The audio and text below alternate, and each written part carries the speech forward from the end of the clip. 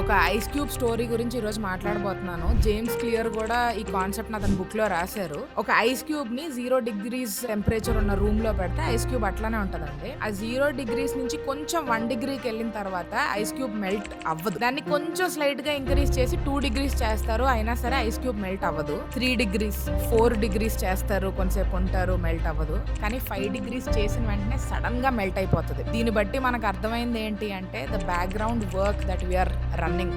So ఆ breakthrough అయ్యింది ఆ 1 డిగ్రీ చేంజ్ వల్ల కాదండి. ఆ 1 డిగ్రీ చేంజ్ ఏదైతే ఉందో అది ప్రెషర్ బిల్డ్ చేస్తూ వెళ్ళింది. అండ్ సడన్‌గా 5 డిగ్రీస్‌కి వెళ్ళేసరికి ఐస్ క్యూబ్ పూర్తిగా మెల్ట్ అయిపోయింది.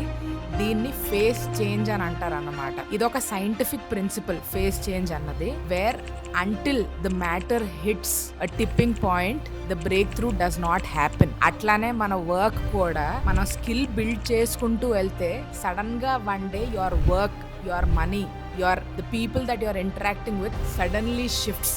ఒకరోజు మీరు వెనక్కి తిరిగి చూసుకుంటే ఈ వర్క్ అంతా నేనే చేశానా అన్నట్టు అనిపిస్తుంది. సో ఇన్విజిబుల్ ఇన్వెస్ట్మెంట్స్ అన్నవి, ఇన్విజిబుల్ ప్రోగ్రెస్ అన్నది కంటిన్యూస్గా వర్క్ చేసుకుంటూ మొమెంటం బిల్డ్ చేసుకుంటూ వెళ్ళాలి. ఈ 1 డిగ్రీకి వచ్చేసరికి చాలా మంది ఆంటర్‌ప్రెన్యూర్స్ అసలు సర్వైవే అవ్వరండి. అదేంటి మనం చేంజ్ చేసాం కదా, ఇంకా మనకి రిజల్ట్స్ కనిపించట్లేదు ఏంటని చెప్పి క్విట్ చేసేస్తారు. కాకపోతే people who persist and invisible ప్రోగ్రెస్‌ని కూడా వాళ్ళు దృష్టిలో పెట్టుకొని చేస్తూ వెళ్ళిన వాళ్ళు మాత్రమే సక్సీడ్ అవుతారు. For more such interesting insights follow Ant money.